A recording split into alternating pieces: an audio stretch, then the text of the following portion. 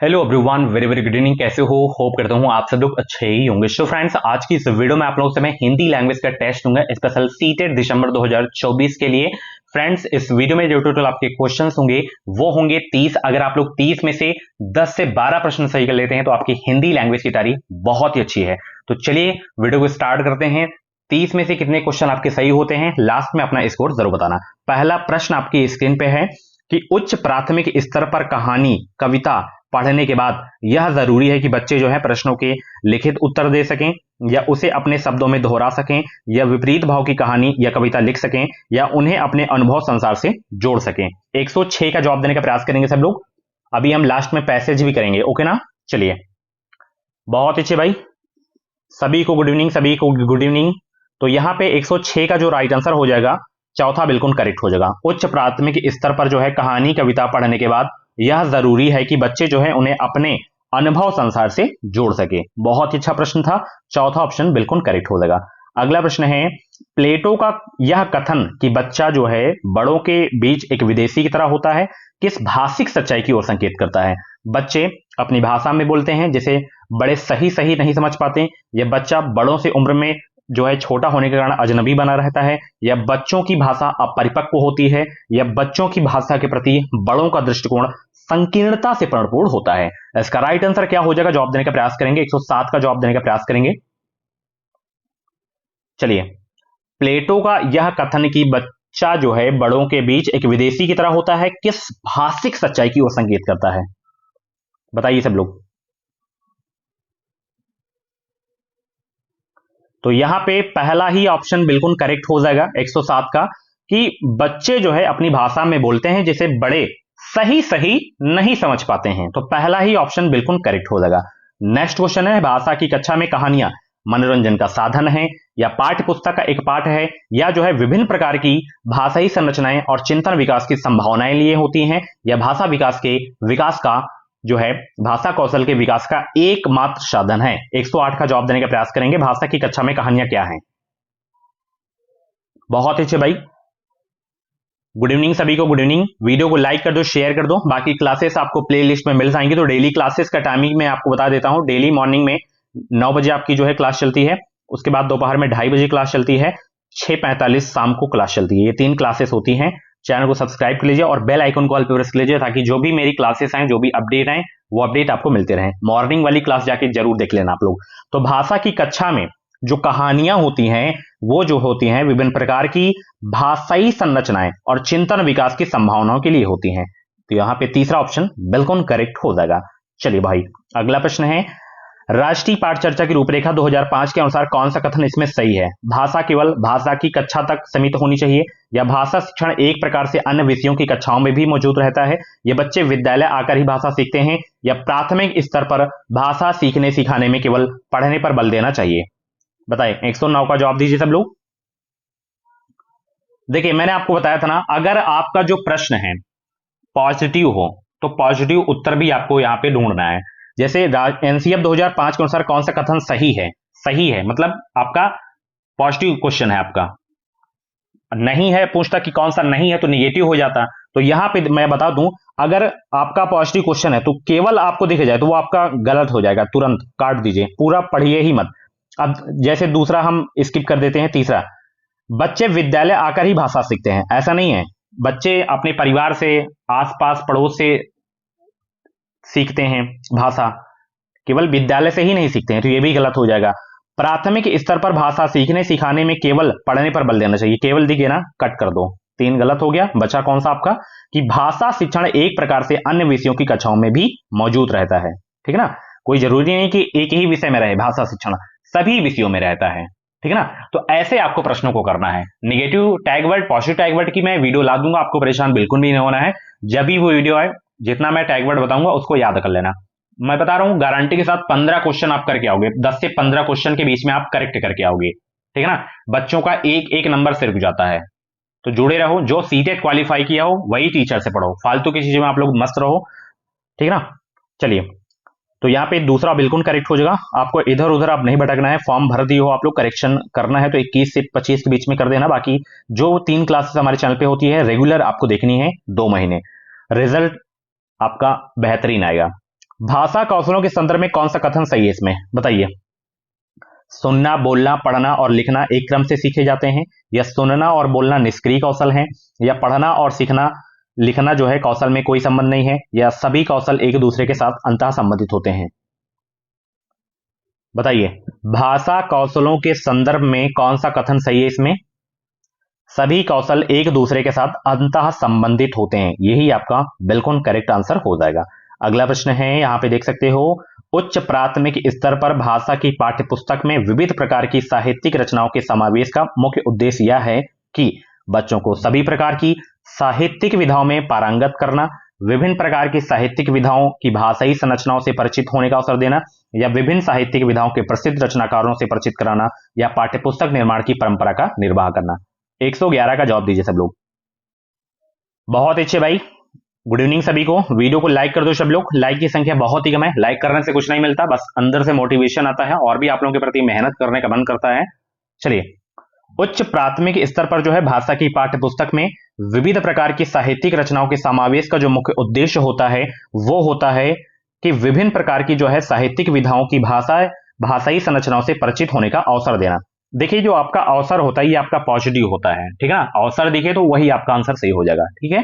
चलिए, रश्मि जो है अपनी कक्षा को बाहर मैदान में ले जाती है और पर्यावरण पर आधारित कविता पाठ का जो है कार्य करती है। रश्मि का उद्देश्य है बच्चों को रोजमर्रा की चर्चा से कुछ अलग माहौल देना, या बच्चों को मैदान में घूमने का अवसर देना, या मैदान के प्राकृतिक वातावरण के साथ संबंध जोड़ते हुए कविता को समझने का अवसर देना, या अपने जो है शिक्षक प्रशिक्षण में सीखी बातों का निर्वाह करना। दो जगह अवसर है तो सोच समझ के उत्तर देना आप लोग।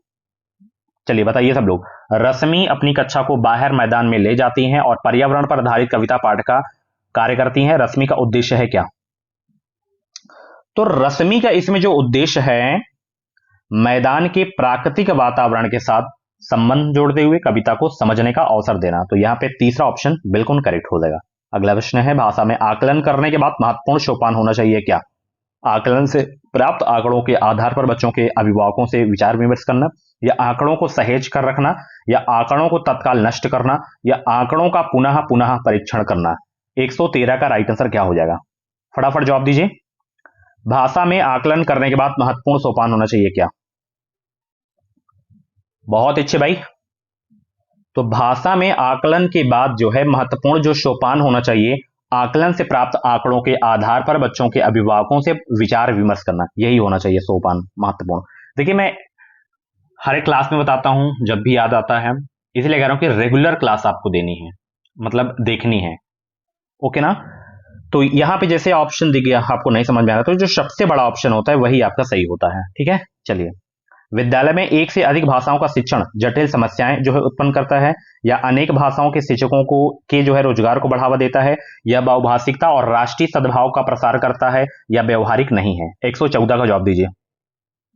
विद्यालय में एक से अधिक भाषाओं का शिक्षण जो है बहुभाषिकता और राष्ट्रीय सद्भाव का प्रसार करता है। तो यहां पे तीसरा ऑप्शन बिल्कुल करेक्ट हो जाएगा। नेक्स्ट क्वेश्चन, भाषा शिक्षण की प्रत्यक्ष विधि में जो है मातृभाषा का निरर्थक हस्तक्षेप होता है, या जो है भाषा अर्जन की स्वाभाविक स्थिति का निर्माण होता है, या अतिरिक्त शिक्षण सामग्री की कोई आवश्यकता नहीं, या भाषा की विविध संरचनाओं के लेखन हेतु अभ्यास पर बल दिया जाना चाहिए। बताइए। 115 का जवाब दीजिए सब लोग। बहुत अच्छे भाई। भाषा शिक्षण की प्रत्यक्ष विधि में जो है भाषा अर्जन की स्वाभाविक स्थिति का निर्माण होता है। किसका निर्माण होता है? भाषा अर्जन की स्वाभाविक स्थिति का निर्माण होता है। 115 का ऑप्शन, दूसरा ऑप्शन बिल्कुल करेक्ट हो जाएगा। नेक्स्ट क्वेश्चन है कि भाषा में रचनात्मक आकलन का सर्वाधिक बेहतर उदाहरण है कौन सा? देखिए, ग्रामर आपको नहीं पढ़नी है लैंग्वेज में। आप लैंग्वेज में हिंदी ले रहे हो तो ग्रामर बिल्कुल नहीं पढ़नी है, इंग्लिश ले रहे हो बिल्कुल ग्रामर नहीं पढ़नी, संस्कृत ले रहे हो बिल्कुल ग्रामर नहीं पढ़नी है। आपको सिर्फ पैसेज की प्रैक्टिस करनी है, एंड जो आपके 15 क्वेश्चन आपके शिक्षण अध्ययन वाले प्रश्न आएंगे इनकी क्वेश्चन की प्रैक्टिस करनी है, सिर्फ प्रीवियस क्वेश्चन की प्रैक्टिस करनी है, ओके ना। चलिए, और ये सारे के सारे आपके रियल प्रीवियस के क्वेश्चन है, ओके। भाषा में रचनात्मक आकलन का जो सर्वाधिक बेहतर उदाहरण इसमें आपका है वो है कि बच्चे को अपने खट्टे मीठे अनुभव लिखने के लिए कहना, यही आपका सबसे बेहतर उदाहरण है रचनात्मक आकलन का। 116 का पहला ऑप्शन बिल्कुल करेक्ट हो जाएगा। अगला प्रश्न आपकी स्क्रीन पे है डियर, सभी लोग इसका जवाब देंगे कि हिंदी भाषा के प्रश्न पत्र में आप किस प्रश्न को सर्वाधिक उचित मानते हैं? विशेषणों के कितने और कौन से भेद होते हैं, प्रत्ययों की परिभाषा लिखिए, सर्वनाम के भेदों के की जो है उदाहरण सहित स्पष्ट कीजिए, और यहाँ पे चौथा ऑप्शन यहाँ पे कि लेखकों ने पहाड़ों पर होने वाली बारिश का वर्णन एक अलग तरीके से किया। हाँ, बारिश जो है संबंधी अपना अनुभव लिखिए। बताइए इसका राइट आंसर क्या हो जाएगा 117 का। हिंदी भाषा के प्रश्न पत्र में आप जो है किस प्रश्न को सर्वाधिक उचित मानते हैं, ये वाला कि लेखक ने पहाड़ों पर होने वाली बारिश का वर्णन एक अलग तरीके से किया, आप बारिश संबंधी अपना अनुभव लिखिए, यही आपका सबसे बेस्ट है। ओके, चौमास्की के अनुसार किसके कारण बच्चे भाषा सीखते हैं, भाषाई समाज, या जो है भाषा अर्जन क्षमता, या भाषा आकलन क्षमता, या जो है व्याकरणिक नियमों की जानकारी से ही। बहुत ही अच्छा प्रश्न है और वेरी इंपॉर्टेंट क्वेश्चन है। कई बार ये क्वेश्चन रिपीट हो चुका है सीटेट में, मैं कहूं तो हर वर्ष ये पूछा जाता है। चौमास्की भाषा अर्जन क्षमता याद रख लो, जहां पे भी भाषा अर्जन क्षमता दिख जाए चौमास्की याद रखना, नॉन चौमास्की। ओके, 118 का यहाँ पे ऑप्शन दूसरा आपका बिल्कुल करेक्ट हो जाएगा, ठीक है ना। चौमास्की के अनुसार जो है भाषा अर्जन क्षमता के कारण बच्चे भाषा सीखते हैं। भाषा शिक्षण में अनिवार्य है मानक भाषा पर बल, समग्रतावादी दृष्टिकोण, विशेष आवश्यकता वाले बच्चों के साथ भिन्न व्यवहार, या वर्तनी संबंधी गृह कार्य। 119 का जवाब दीजिए। बहुत अच्छे भाई, गुड इवनिंग सभी को, गुड इवनिंग। चलिए, भाषा शिक्षण में अनिवार्य है, तो भाषा शिक्षण में अनिवार्य है, क्या अनिवार्य है, समग्रतावादी दृष्टिकोण अनिवार्य है, ठीक है ना। ऑप्शन यहाँ पे आपका दूसरा वाला बिल्कुल करेक्ट हो जाएगा।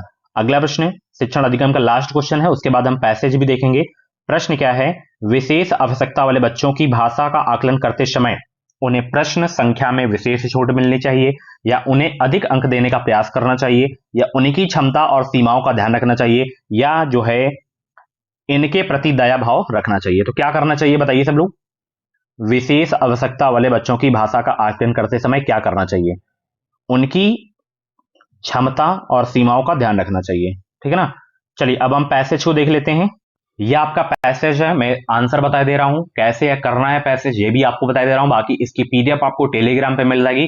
तो एक बार खुद से पढ़ना अच्छे से, और पैसेज की जो है अच्छे से प्रैक्टिस करना। चलिए, क्योंकि पैसेज तो रिपीट होता नहीं है, रिपीट भी हो जाएगा तो याद थोड़ी करना है आपको, और सीटेड में आपको याद नहीं करनी है चीजें, ठीक है ना, रट्टा नहीं मारना है, आपको समझना है, अपने समझने की शक्ति को बढ़ाना है ज्यादा से ज्यादा।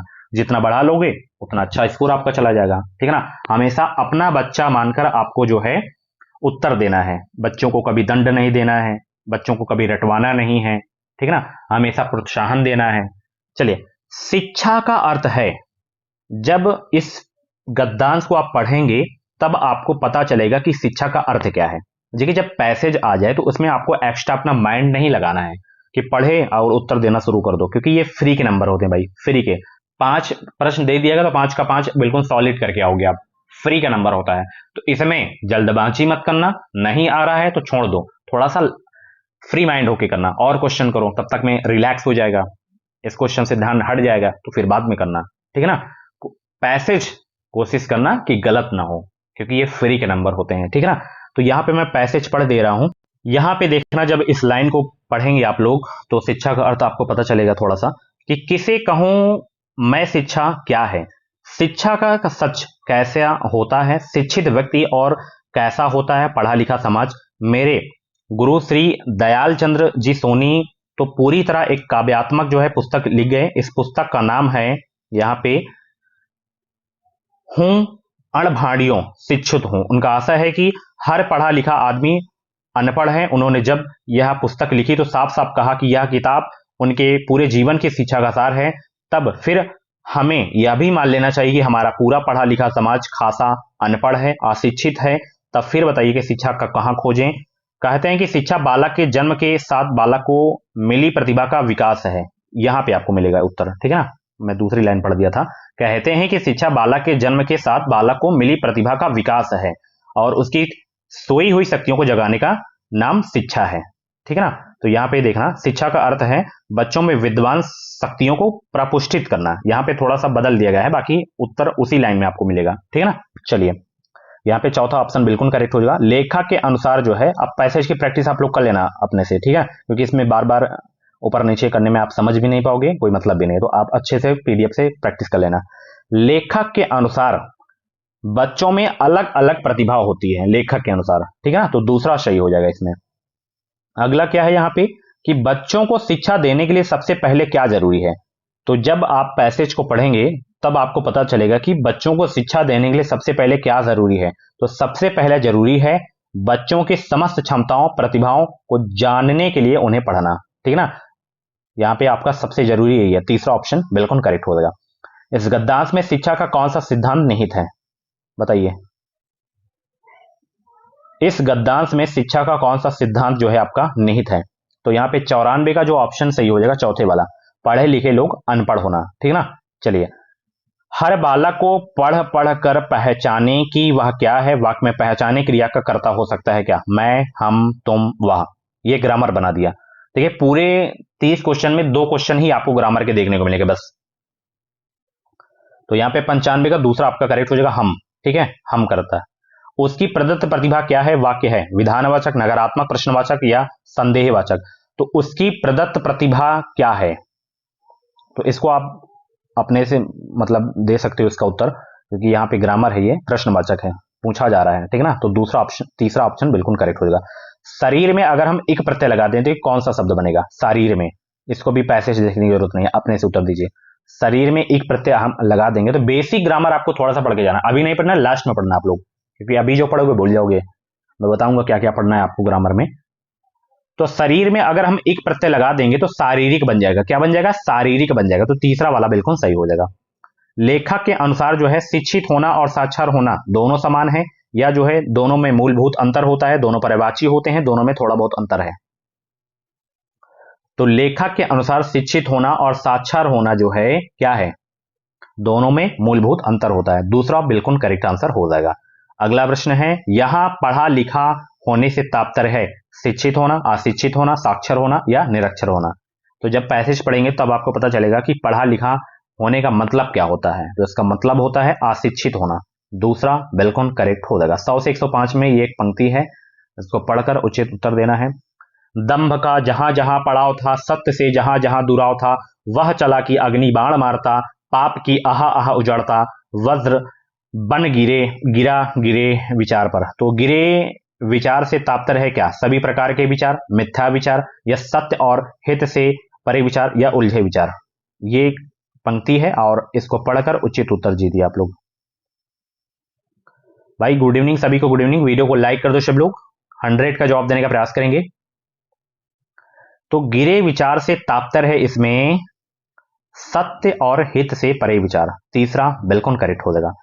नौजवान शहीद ने अग्निबाण इसलिए चलाया क्योंकि वह जो है सुराज स्थापित करना चाहता था, ठीक है ना। इसके सारे उत्तर आपको पंक्ति में मिलेंगे। दुराव शब्द से तात्पर्य है दुर्गम स्थल, आवरण या काठिन्य या बैर। बैर होता है दुराव शब्द से तात्पर्य, ठीक है। जहां जहां शब्द है क्या, एकार्थी शब्द युग्म, पुनरुक्त शब्द युग्म, विपरीतार्थक शब्द युग्म या भिन्नार्थी शब्द युग्म। जहां जहां, बिल्कुल सरल प्रश्न है, बताइए। जहां जहां शब्द है क्या, जहां जहां शब्द, तो जहां जहां शब्द आपका पुनरुक्त शब्द युग्म है। दूसरा बिल्कुल करेक्ट हो जाएगा, ठीक ना। चलिए, पाप का विलोम क्या होगा, पाप का विलोम क्या होगा, पुण्य हो जाएगा, ठीक ना। तीसरा बिल्कुल करेक्ट हो जाएगा। नेक्स्ट क्वेश्चन आपकी स्क्रीन पे है, नौजवान शहीद ने किसे नष्ट किया था, अहंकार को, असत्य को, अहंकार और सत्य को, अहंकार और असत्य को। इसका उत्तर आपको पंक्ति में मिलेगा। तो नौजवान शहीद ने नष्ट किसे किया था, अहंकार और असत्य को नष्ट किया था, ठीक है ना। चलिए, सो फ्रेंड्स ये थी आज की जो है हिंदी लैंग्वेज की क्लास। कैसी रही क्लास, कमेंट बॉक्स में अपना फीडबैक जरूर देना। ऐसे ही डेली क्लासेस देखने के लिए एजुकेशन विशाल यूट्यूब चैनल को सब्सक्राइब करिए और बेल आइकन कॉल पर जरूर से जरूर प्रेस करिए, ताकि जो भी क्लासेस आए, जो भी सीटेट यूपीटेट टीचिंग एग्जाम से रिलेटेड अपडेट आए, वो अपडेट आपको सबसे पहले हमारे चैनल के माध्यम से मिल सके। ये मेरा व्हाट्सएप नंबर है 93 055 87 134, ये नोट कर लीजिए। कोई भी जानकारी चाहिए तो आप मुझे ये व्हाट्सएप कर सकते हो, जानकारी ले सकते हो। बाकी फ्री पीडीएफ आपको एजुकेशन विथ साहिल टेलीग्राम पे आपको मिल जाएगी। 4900 सब्सक्राइबर है वहां पे, आप ज्वाइन हो जाना, मेरी फोटो लगी हुई है, आप वहां पे ज्वाइन हो जाइए। डेली जो भी अपडेट आती हैं वहां पे आपको मिल जाया करेंगी। बाकी जो क्लासेस चलती हैं उनकी फ्री पीडीएफ आपको वहां पे मिल जाया करेंगी, ओके। बाकी कुछ भी जानकारी चाहिए तो आप जानकारी ले सकते हो कमेंट बॉक्स में ही।